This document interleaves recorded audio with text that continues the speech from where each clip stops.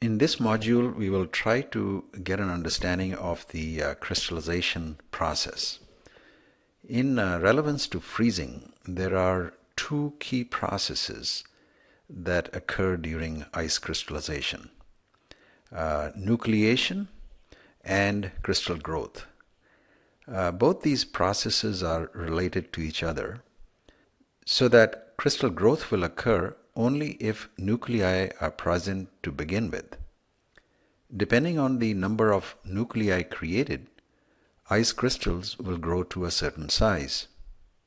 So, creation of a nuclei in a liquid subjected to freezing requires unique conditions, which we will examine in this and following modules. Similarly, we will study the rate of crystal growth, size, and location factors that have profound effects on the final quality of frozen foods. Nucleation is the creation of nuclei in water, which propagate into ice crystals.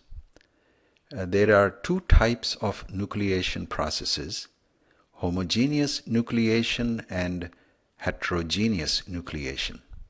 Again, in this module, we will look at homogeneous nucleation. So consider a sample of pure water.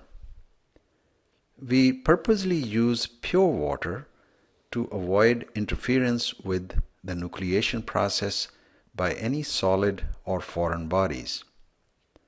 At room temperature, water molecules in the water sample move in a random manner, as we see in this animation.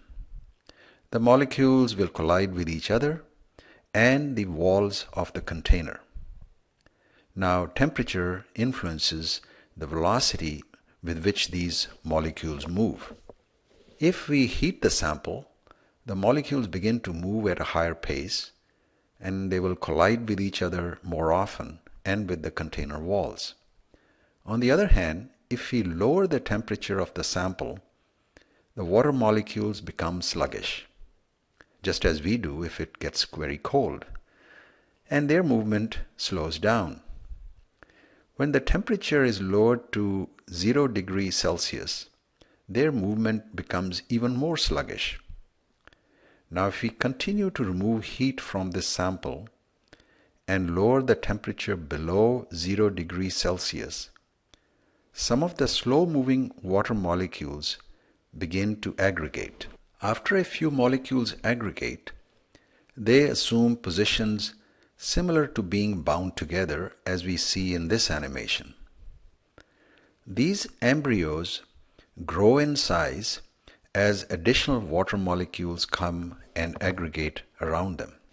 Now, if only a few water molecules aggregate, the embryos may not reach a critical size to be stable and will instead diminish. However, if the temperature is decreased even further to say -10 or -20 degrees C, the water molecules become very slow in their movement and they aggregate readily. When the radius of the embryos surpasses a size larger than a critical radius, the embryos become stable and are called nuclei. In this figure, we see a plot between temperature and critical radius. Note that the temperature decreases as we go up on the y-axis, and it shows the relationship between critical radius size for stable nuclei and water temperature. So as we see, there is a dramatic decrease in the critical radius when the temperature is lowered from -10 to -20 degrees Celsius. Thus, at very low temperatures, stable nuclei form with smaller critical radius. To sum up, by lowering the temperature of pure water, water molecules aggregate and form nuclei. It should be obvious from this discussion that homogeneous nucleation requires lowering the temperature of pure water to significantly low temperatures. Carefully controlled experiments have shown that homogeneous nucleation does not occur at 0 degrees Celsius, so its probability of occurring is 0.